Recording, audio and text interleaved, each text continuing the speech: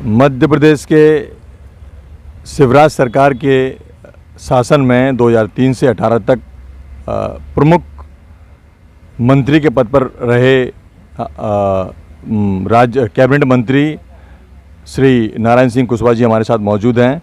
आज हम उनसे चुनावी विषय के बारे में चर्चा करेंगे।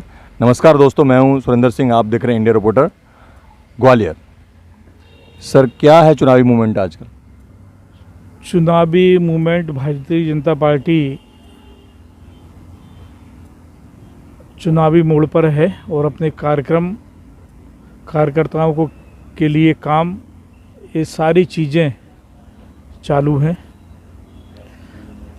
क्योंकि चुनाव नज़दीक है, प्रत्याशी भी घोषित हो गए हैं, तो पार्टी ने कार्यकर्ताओं को काम भी दिया है और कार्यकर्ता उस काम में लगे हुए हैं। जो दूसरी सूची जारी हो चुकी है सर, और अभी तक शिवराज सिंह जी का नाम नहीं आया है, क्या कहेंगे सर?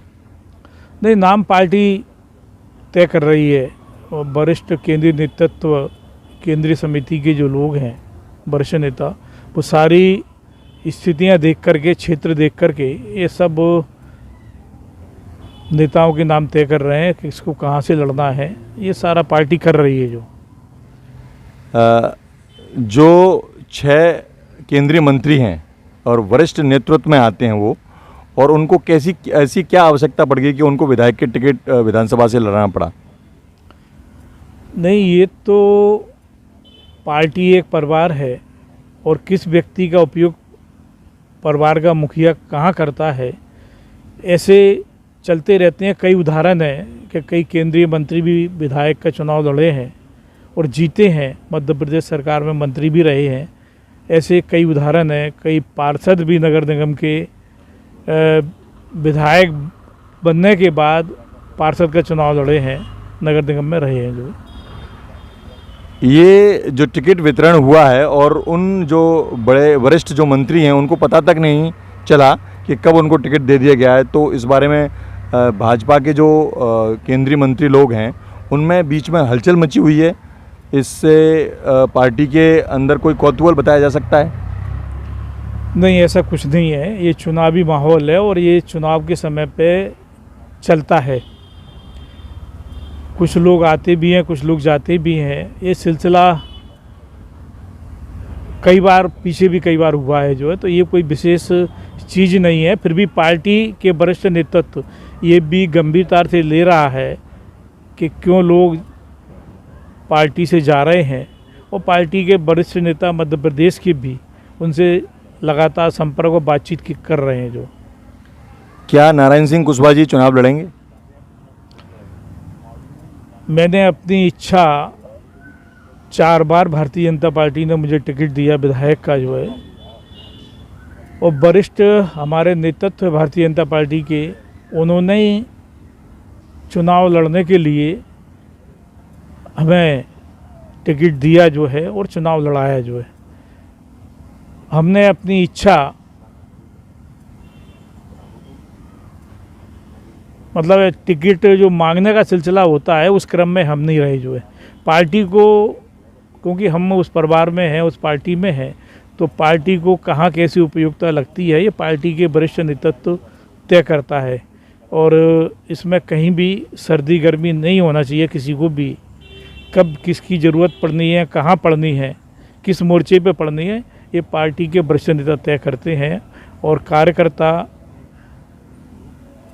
भारतीय जनता पार्टी का, उसे भी ये सारी चीज़ें कि हम जिस परिवार में हैं, जिस पार्टी में हैं, आज नहीं तो कल, आज यहाँ उपयोगिता हमारी पार्टी नहीं समझ रही, कल दूसरी जगह समझ के हमें मौका देगी, तो इसके लिए धैर्य बना के रखना चाहिए। आप पूर्व गृह राज्य मंत्री रहे हैं और आपने अपने ग्वालियर क्षेत्र में गृह संबंधित जो भी कार्य हैं उनको तरीके से क्रियान्वित किया है। आज आपकी विधानसभा में, जो दक्षिण विधानसभा है, उसमें कांग्रेस के अभी विधायक हैं। रोज़ वो पद यात्रा करते हैं, लोगों से कनेक्ट होते हैं। इस तरह की प्रतिक्रिया, इस तरह की जो रणनीति है, क्या यदि बीजेपी का विधायक बनता है कोई भी, तो वो भी अपनाएगा कि लोगों से कनेक्ट हो पाए? नहीं, क्या है, वो वर्तमान विधायक हैं, उस क्षेत्र के जनप्रतिनिधि हैं, ये कर्तव्य है जनप्रतिनिधि का कि जब उसे जो दायित्व मिला है तो उस जनता के बीच में जाकर के उनके दुख और सुख, विकास के काम में जनता के लिए आना जाना ये लगा रहता है। हम भी रहे तो लगातार हमारा भी आना जाना संपर्क जनता के बीच में बना रहा। जो पूरे ग्वालियर में लोगों का आंतरिक एक विचार बनता है, विचार क्या, एक आंतरिक शिकायत है कि रोडें ग्वालियर की डेवलप नहीं हुई सर। क्या ग्वालियर में नगर निगम कांग्रेस के अंडर में है, कांग्रेस के महापौर हैं और मध्य प्रदेश की सरकार ने अभी काफ़ी अच्छा फंड सारी मध्य प्रदेश की नगर निगमों को, नगर पालिकाओं को, सबको दिया है। तो मैं ऐसा मानता हूं कि महीने 2 महीने में सारे शहरों की सड़कें अच्छी स्थिति में हो जाएंगी। जो तो इस बात का कुछ पता चल सकता है आपके माध्यम से कि बीजेपी का कैंडिडेट कौन हो सकता है दक्षिण से? क्या है कि इसका निर्णय इस बार पार्टी बड़ी गंभीरता से, और ये सारा डिसाइड दिल्ली से हो रहा है। जो मध्य प्रदेश के बड़े नेता भी इसका आकलन नहीं कर पा रहे, जो क्योंकि हमारे केंद्र के संगठन मंत्री, सह संगठन मंत्री, मध्य प्रदेश के प्रभारी और जो प्रमुख हैं हमारे राष्ट्रीय महामंत्री, वो भी सारे लोग समय समय पर पूरे मध्य प्रदेश में मंडल तक, पार्टी के संगठन जो मंडल है उस तक जाने का काम किया, कार्यकर्ताओं के बीच में गए हैं, जनता के बीच में गए हैं। तो सारा आकलन वरिष्ठ नेताओं के पास में है, उसी हिसाब से वो निर्णय ले रहे हैं और टिकट वितरण का काम उसी तरीके से वो कर रहे हैं।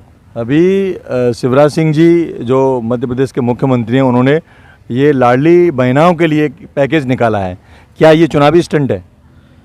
नहीं, मध्य प्रदेश में माननीय मुख्यमंत्री शिवराज सिंह जी ने ये चुनावी स्टंट नहीं है। 2006 में लाडली लक्ष्मी योजना वो लेकर के आए थे, मुख्यमंत्री कन्यादान योजना वो लेकर के आए थे। जो है वो भी एक वर्षों से सांसद रहे हैं, जनप्रतिनिधि रहे हैं, तो उनके मन में ये कसक और ये चीज़ें सारी थीं कि गरीब परिवार में जब एक बिटिया बालिग हो जाती है, शादी के समय पे उसके माता पिता पर क्या बर्डन पड़ता है, ये सारा दुख उनके मन में था। उनने योजना ला करके एक संबल देने का, गरीबों के परिवारों को संबल देने का काम किया है।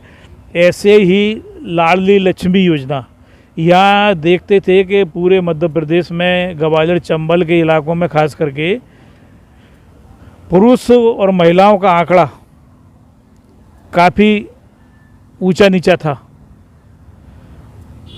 लड़कियों की संख्या कम होती जा रही थी लगातार। तो ये रेशो बढ़ाने का काम ये लाडली लक्ष्मी योजना ने किया है। लाडली बहना, इस योजना 2018 में ये सीमित दायरे में पहले माननीय मुख्यमंत्री शिवराज सिंह जी ने ये की थी।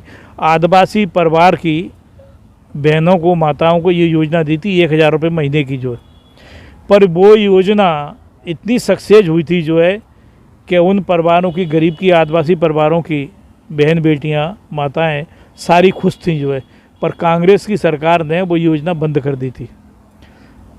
माननीय मुख्यमंत्री जी इसे उनकी खुशी देखते हुए ये सारे वर्गों के लिए योजना लेकर के आए, लाडली बहना योजना। और आज मैं ये कह सकता हूँ कि लाडली बहना योजना ला कर के उन्होंने जो संबल इन परिवार की महिलाओं को दिया है, तो खुशी का माहौल है। और उसे भी उन्होंने 1250 रुपये किए हैं, उसे भी आगे और बढ़ाएंगे। तो ये एक क्या है, घर परिवार में छोटे मोटे खर्च, छोटी मोटी परेशानियां परिवार चलाने में आती हैं, तो वो अपना काम अब उन्हें अपने पति जो मजदूरी करके या कोई तनख्वाह लेकर के आता है उससे ज़रूरत नहीं पड़ेगी। छोटा मोटा काम वो उन्हें रुकेगा नहीं और वो अपना काम चला सकती हैं, बच्चों की खुशहाली के लिए, वो अपने खुद की खुशहाली के लिए। अभी ये जो चुनावी उठक पटक भाजपा कर रही है, 6 केंद्रीय मंत्री को टिकट दे रही है, कांग्रेस कहती है कि बीजेपी की जड़ें मध्य प्रदेश से हिलने लगी हैं, क्या कहेंगे सर? नहीं, अब कांग्रेस का तो कहना कहीं धरातल पे कोई चीज़ है नहीं है जो है। कांग्रेस को 15-16 महीने का समय मिला था, काफ़ी समय मिला था जो है। संबल योजना, छात्रवृत्ति योजना, लाडली लक्ष्मी योजना, बच्चों को छात्रवृत्ति योजना के अंतर्गत ये लड़के और लड़कियों को छात्रवृत्ति दी जाती, वो बंद करने का काम, ये सारी योजनाएं बंद करने का काम कांग्रेस की सरकार ने किया। मध्य प्रदेश की सरकार लाडली लक्ष्मी 2 योजना इसलिए लेकर के आई जो संबल योजना पुनः चालू की गई जो है, और बच्चों की छात्रवृत्तियाँ वो भी दोबारा से फिर चालू करने का काम किया। ये संबल योजना बंद कर दी थी, उसे दोबारा से चालू की है। मुख्यमंत्री कन्यादान योजना की हालत ये थी कि उनने 51,000 रुपये तो कर दिए, पर उनके कार्यकाल में मुख्यमंत्री कन्यादान योजना के तहत कोई एक भी शादी मध्य प्रदेश में नहीं हुई जो। अभी इस 2023 के चुनाव में मध्य प्रदेश के अंदर आम आदमी पार्टी भी एंट्री कर रही है और 230 सीटों पर चुनाव लड़ेगी, क्या कहेंगे सर? नहीं, पार्टी है, चुनाव लड़ेगी, अपने प्रत्याशी खड़े करेगी, पर मध्य प्रदेश में भारतीय जनता पार्टी की सरकार ने इतने काम किए हैं किसानों के लिए, गरीबों के लिए, मजदूरों के लिए कि वो काफ़ी हैं, और उससे मध्य प्रदेश की जनता खुशहाल है और भारतीय जनता पार्टी को दोबारा से सत्ता में लाने का काम जनता करेगी।